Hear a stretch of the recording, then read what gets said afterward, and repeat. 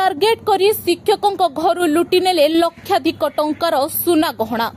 विलंबित राति जड़े अवसरप्राप्त शिक्षकों घर लुटि नेले लक्षाधिक टंकार सुना गहना सहित नगद टंका। घटनाटी घटी ढेंकानाल जिला भुवन थाना अंतर्गत रामकृष्णपुर ग्रामर जगबंधु जेना बयस 68 वर्ष स्त्री दीप्तिमयी जेना सहित घरे शोइथिबा बेले राति प्राय 2टा समय किछि शब्द शुणिथिले दीप्तिमयी।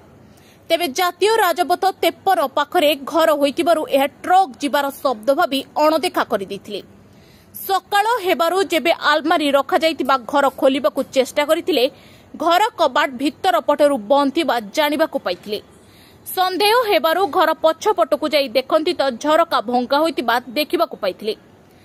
सेहीपरि जगबंधुଙ୍କ घर सम्मुख कुमुदिनी भवनरु मध्य अलंकार सहित नगद टंका लुटि नेबारे सक्षम होइछन्ति लुटेरा। एने भुवन पुलिस को अभियोग करथिले। घटनास्थल रे पुलिस पहुंची तदंत आरंभ करिबा सहित घटनास्थल रे डॉग स्क्वाड एवं साइंटिफिक टीम पहुंचीथिबा देखिबाकु मिलिछि।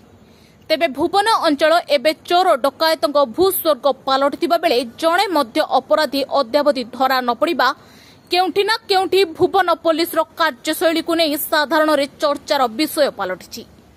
तेबे एहा उपरे जिला आरक्षी अधीक्षकଙ୍କ प्रतिक्रिया मिली पारि नाही। तेबे এই घटना को स्थानीय लोक माने घोर निंदा करिसंती। कामाख्यानगर बिंदुसागर पात्रंग रिपोर्ट ओडिया न्यूज टुडे।